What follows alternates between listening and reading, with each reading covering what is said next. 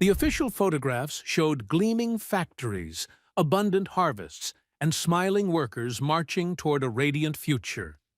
The state newspapers printed statistics demonstrating year-over-year growth in industrial output, agricultural production, and living standards. The propaganda films depicted spacious apartments, well-stocked stores, and citizens enjoying cultural enrichment in a worker's paradise. But behind the carefully constructed facade of Soviet prosperity lay a different reality, one that millions of ordinary people experienced daily but could never openly discuss. This is the story of what poverty actually looked like in the Union of Soviet Socialist Republics, a superpower that sent cosmonauts into space while its citizens stood in line for hours hoping to buy a pair of shoes. Understanding poverty in the Soviet context requires abandoning Western assumptions about what poverty means. In capitalist societies, poverty typically manifests as a lack of money preventing access to goods and services available in the marketplace. Soviet poverty operated under entirely different mechanics. The USSR had largely eliminated unemployment and homelessness in the traditional sense, at least in official statistics. Everyone had a job, even if that job was essentially meaningless. Everyone had housing, even if that housing was a single room shared by 3 generations. The Soviet system provided a baseline existence for virtually everyone. But this baseline often hovered just above survival, and the quality of life it offered would have been considered unacceptable poverty by Western standards of the same era. The fundamental problem was that the Soviet economy operated on the principle of chronic shortage. This was not an accident or a temporary condition, but a structural feature of centrally planned economies.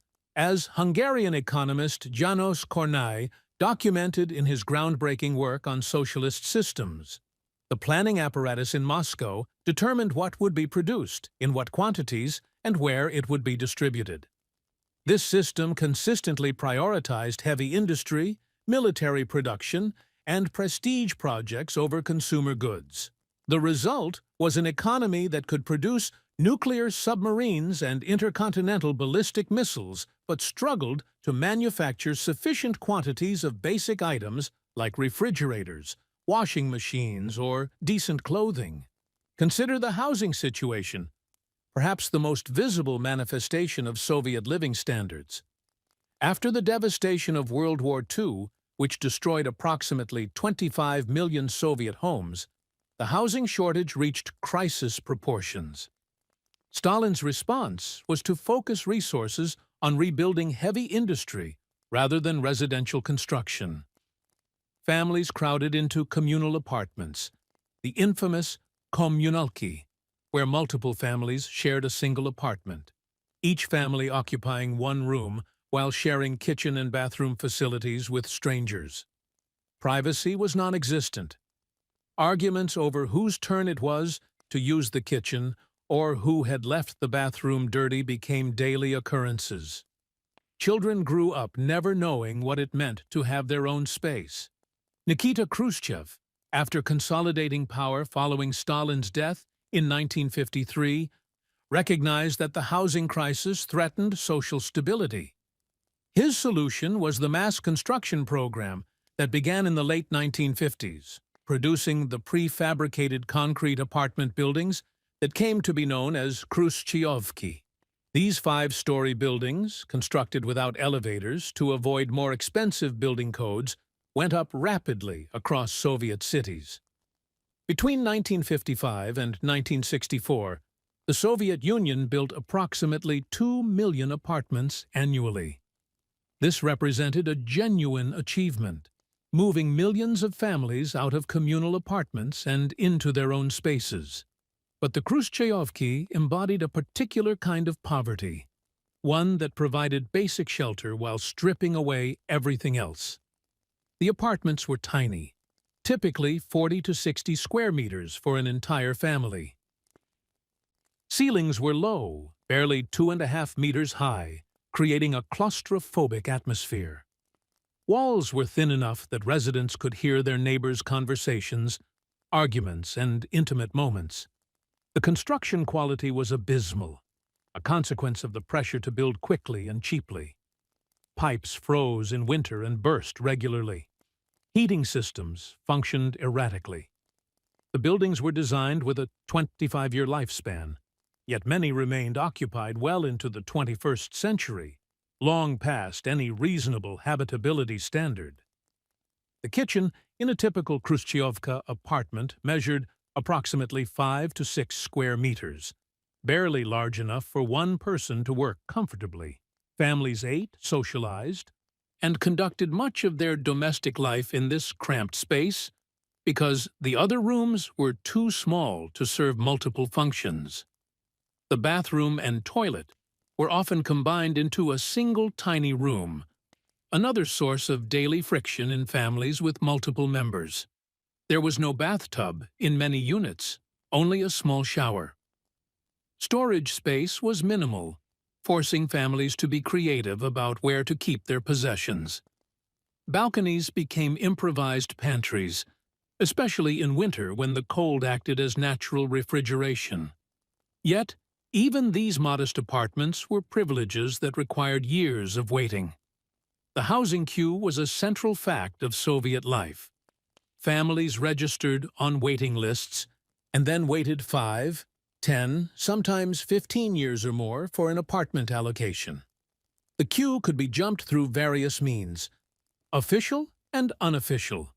Having connections, working in priority industries, or serving in the military could move someone up the list. Bribes worked too, though this was never acknowledged officially. Young couples often began their married lives living with parents because they had no hope of getting their own apartment for years.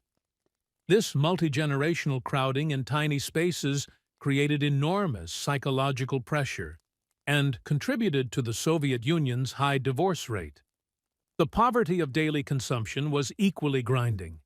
Soviet stores operated on principles that would seem surreal to anyone accustomed to market economies. Shelves were often empty or stocked with goods nobody wanted. The chronic shortage economy meant that when desirable items appeared, they vanished almost immediately. This created the phenomenon of the queue, the ochred, which became one of the most characteristic features of Soviet daily life. People stood in line for everything: bread, meat, milk, clothing, shoes, furniture, appliances. The queues were not orderly Western-style lines, but complex social systems with their own rules and hierarchies. When word spread that a store had received a shipment of something desirable, people would rush to join the queue, sometimes without even knowing what was being sold. There was a saying, "If there's a queue, join it." People would hold places for family members, creating informal networks of queue cooperation. Some individuals made a living as professional queue standers, holding places for others in exchange for payment.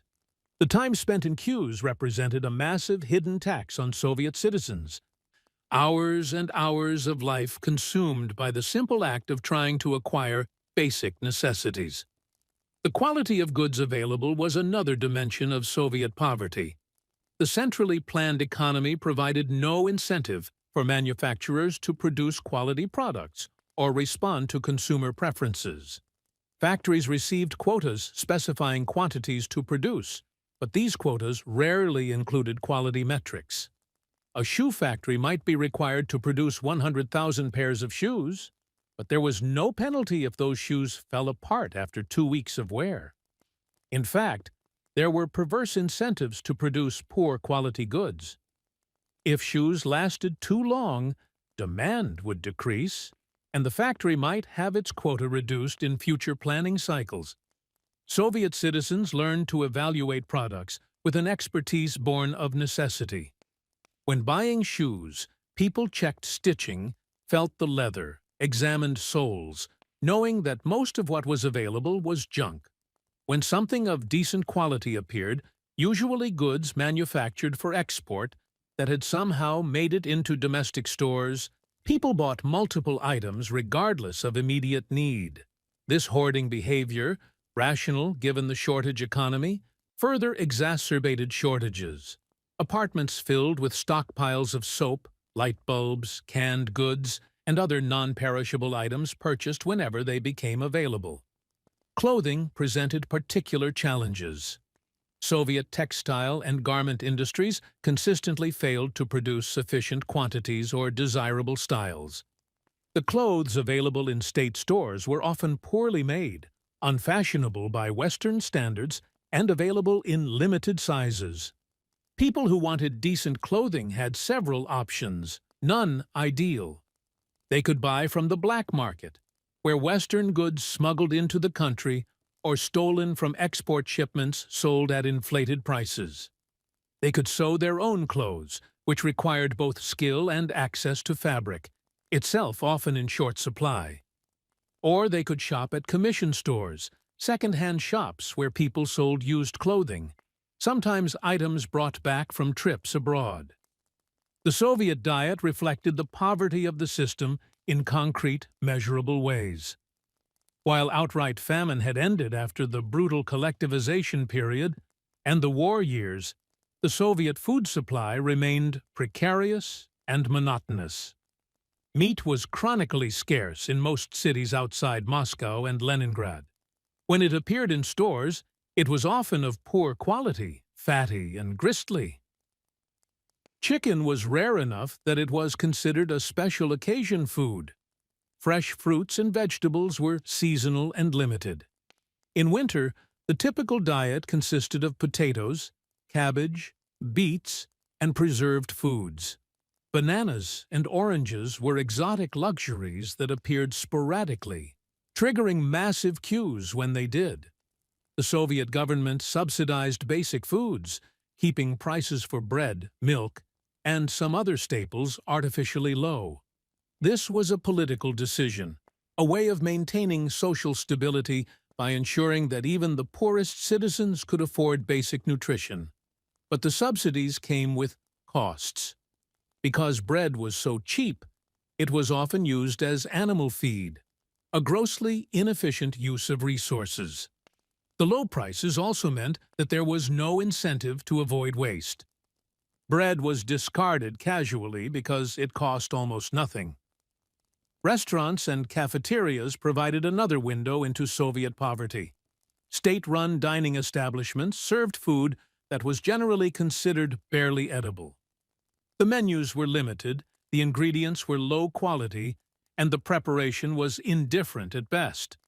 Workers ate in factory cafeterias because they had little choice, enduring watery soup, gristly meat, and overcooked vegetables.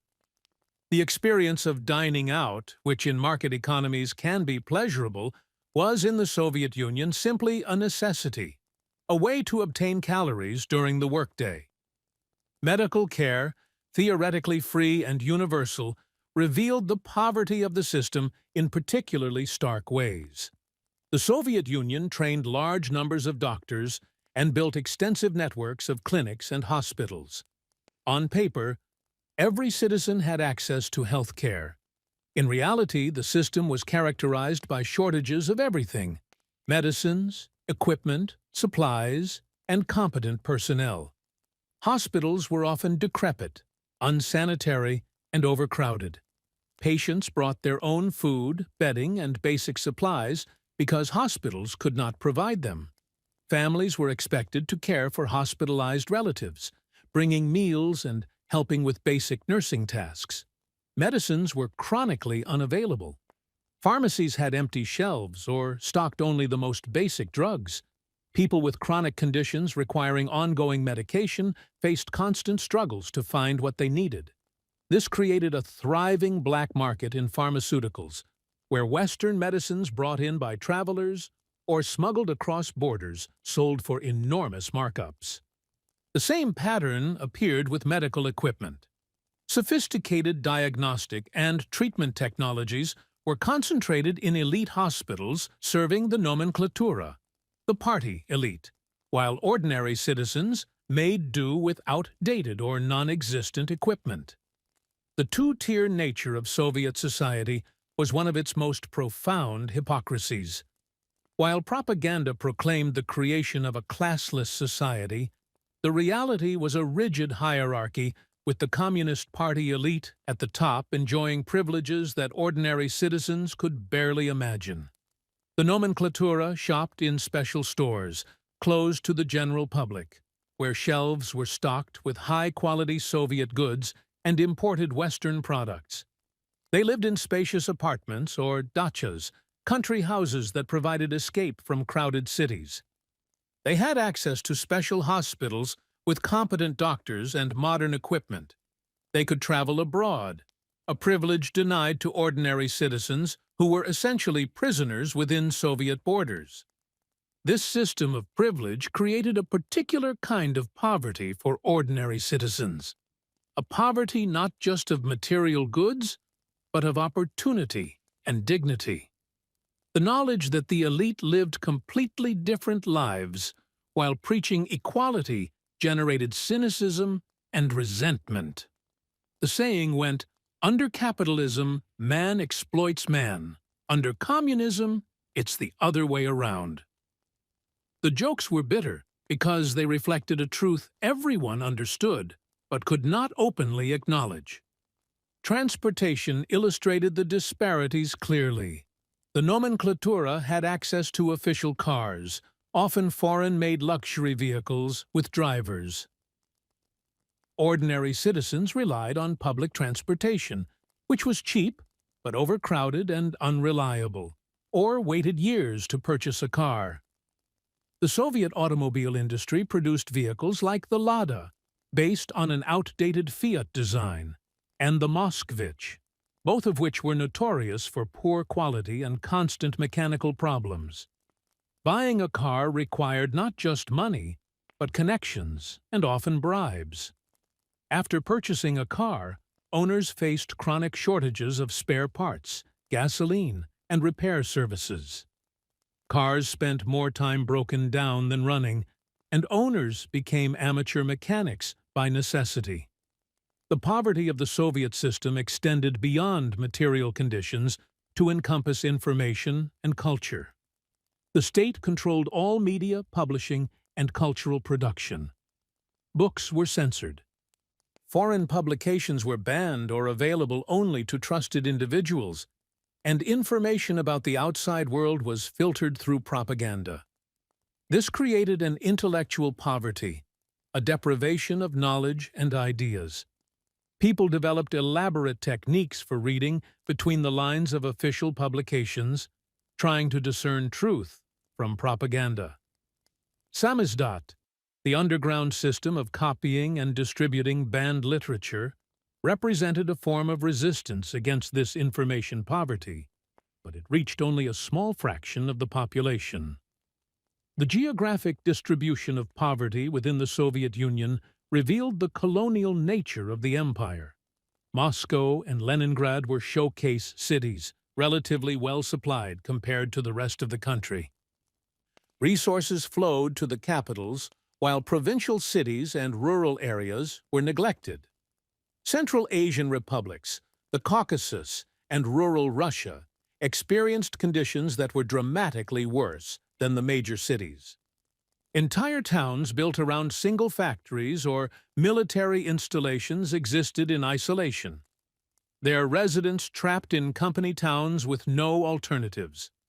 The Propiska system, internal passport controls that restricted where citizens could live and work, prevented people from escaping impoverished regions for better opportunities. Rural poverty was particularly severe. The collective farm system had destroyed traditional peasant agriculture without replacing it with anything efficient. Collective farms were notoriously unproductive, their workers unmotivated by a system that provided no rewards for hard work or good results. Rural housing was primitive, often without running water or indoor plumbing well into the 1980s. Young people fled to cities whenever possible, leaving rural areas with aging populations and declining prospects. The countryside that was supposed to feed the Soviet Union became so unproductive that the USSR became a net importer of grain. an embarrassing admission of the system's failure. The Afghan War, which began with the Soviet invasion in December 1979 and continued until February 1989, exposed Soviet poverty in brutal ways. Soldiers sent to fight in Afghanistan discovered that their equipment was often inferior to what the Mujahideen acquired from Western sources. Soviet body armor was inadequate, medical care was primitive, and supply lines were chaotic. Soldiers came home traumatized not just by combat, but by the revelation of how poorly their country had prepared and equipped them. The war cost billions of rubles the Soviet economy could not afford, diverting resources from an already impoverished civilian sector. By the 1980s, the cumulative effects of decades of mismanagement, inefficiency, and structural problems had created a system in crisis. Mikhail Gorbachev, who became General Secretary in March 1985, recognized that the Soviet economy was failing. His reforms, glasnost and perestroika, were attempts to save the system by introducing transparency and restructuring. Instead, they exposed the full extent of Soviet poverty to its citizens and the world. As censorship relaxed, newspapers began publishing articles about homelessness, which officially did not exist.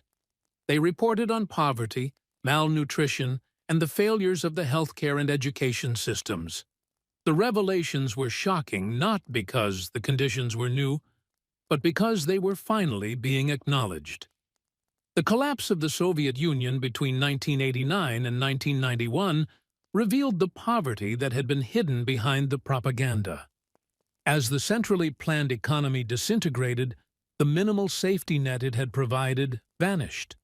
The 1990s brought even more severe poverty to most former Soviet citizens as hyperinflation destroyed savings, state enterprises closed, and social services collapsed. Pensioners who had worked their entire lives found their pensions worthless. Workers went months without being paid. The stores that had been poorly stocked under communism were now well-stocked, but with prices beyond the reach of ordinary people. The legacy of Soviet poverty extends into the present. The physical infrastructure of Soviet-era housing, transportation, and industry continues to shape life in Russia and the former Soviet republics. Millions still live in the Khrushchevki and their successors, the panel buildings that define the landscape of post-Soviet cities. The psychological effects run deeper. Generations grew up learning that hard work was not rewarded, that connections mattered more than merit, that the state was fundamentally dishonest, and that survival required cutting corners and bending rules. These lessons shaped a culture of corruption and cynicism that persists decades after the Soviet Union's collapse. The Soviet experience demonstrates that poverty is not simply a lack of money, but can be engineered by political systems that suppress markets, eliminate incentives, and prioritize ideology over human needs. The USSR proved that a government could provide everyone with a job and housing while still keeping them poor, could achieve impressive feats of engineering and science while failing to produce decent shoes, could proclaim equality while creating rigid hierarchies of privilege. The poverty of the Soviet system was not an accident or a temporary condition, but the inevitable result of attempting to plan an economy from the center, of eliminating the price signals and competitive pressures that drive efficiency and innovation in market systems. The empty shelves, the endless queues, the shabby goods, and the cramped apartments were not bugs in the Soviet system, but features of it, the visible manifestations of an economic model that could not work and ultimately did not survive.